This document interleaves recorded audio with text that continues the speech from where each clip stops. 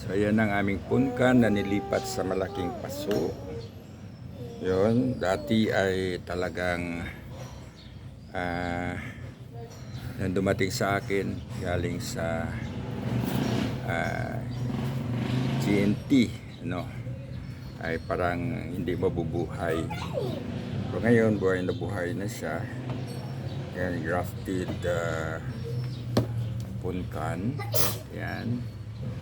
So bali dalawang binili ko during the time.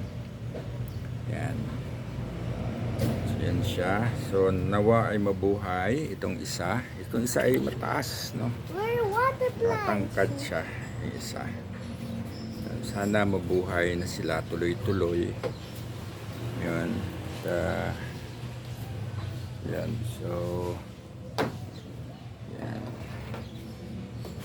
Ang galing na nila, no? Mabuhay sila. So yan. Yan, no?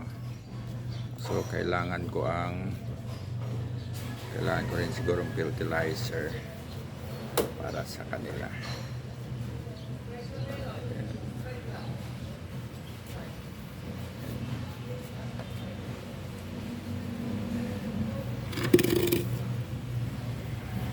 Ito yung medyo malaking paso. Nalipat ko sila sa malaking paso.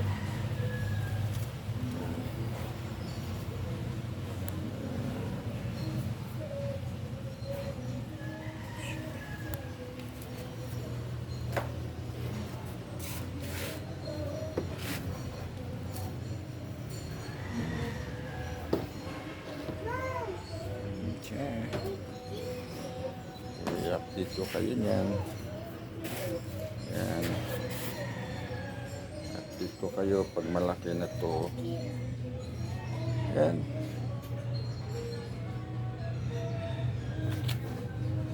Ito ang ganda ng kanyang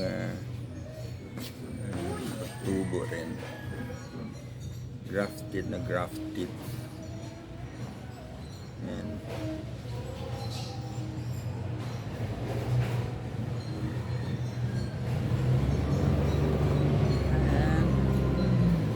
So, mayroon pa ako dapat ilipat ay yung lansones ko. Yun. Kaso lang sa lansones ko ay wala pa akong paso na malaki kasi matangkad rin siya. Parang ganito katangkad ang isang punkan ko. Yun. So, yun, i-update ko kayo kung mabubuhay at lumalaki na siya. So yun, after 2 years yun, may mga bunga na ito. Thank you for watching.